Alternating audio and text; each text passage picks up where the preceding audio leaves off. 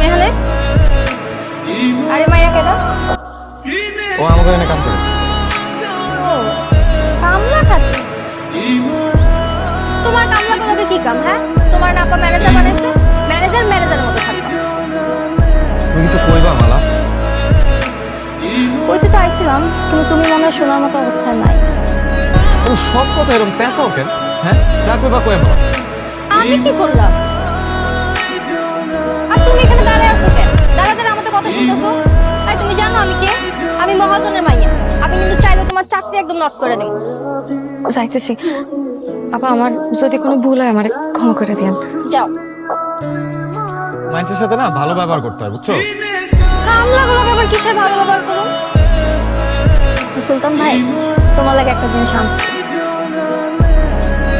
এটা কি? চিঠি।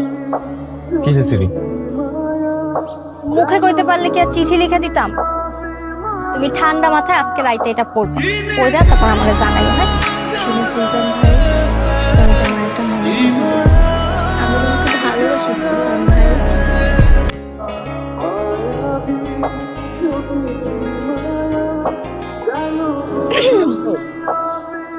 কি আপনারা কি মাস্তানি করেন? অনেক তাড়াতাড়ি করছ না। আই প্রদীপ,